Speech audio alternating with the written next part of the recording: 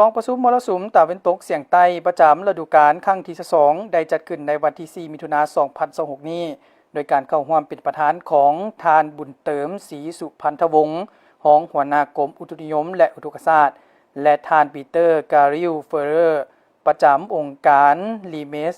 มีบรรดาทานรองหัวหน้ากรม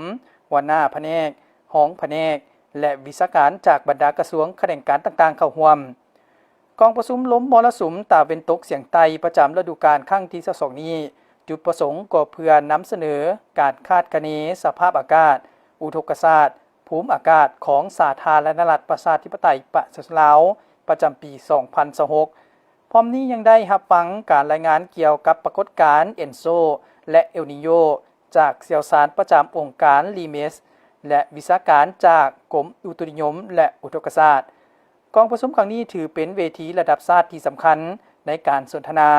และร่วมมือกันระหว่างกรมอุตุนิยมและอุทกศาสตร์ในนามผู้ผลิตข้อมูลและบรรดาทานจากแขนงการสมไส้เป็นต้นแมนแขนงชลประทานกสิกรรมสวัสดิการสังคมบรรดาเขื่อนไฟฟ้าตลอดฮอดสื่อมวลชนเส้นวิทยุกระจายเสียงแห่งชาติและโทรภาพกองทัพกองประชุมครั้งนี้จะได้พร้อมกันทบทวนคืนสภาพอากาศระดับน้ำและบทเรียนตัวจริงในปี2025ผ่านมาเปรียบเทียบใส่กับบทพยากรณ์รับฟังการรายงานการคาดคะเนสภาพภูมิอากาศและปรากฏการณ์เอลนิโญสำหรับระยะเดือนมิถุนากรกฎสิงหาและกันยาตุลาพฤศจิกปี2026นี้ร่วมมือกันในการจัดกองประชุมสัมมนาสั้นเพื่อห่างตัดตาราง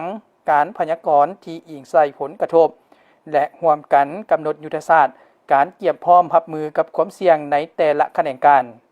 โอกาสนี้บรรดาท่านที่เข้าร่วมกองประชุมยังได้ประกอบคำคิดคำเห็นและข้อเสนอแนะจากประสบการณ์ตัวจริงซึ่ง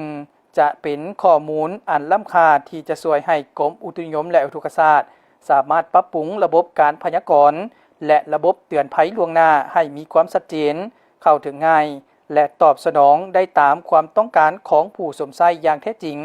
ทั้งในระดับองค์กรและระดับชุมชนตื่มอีก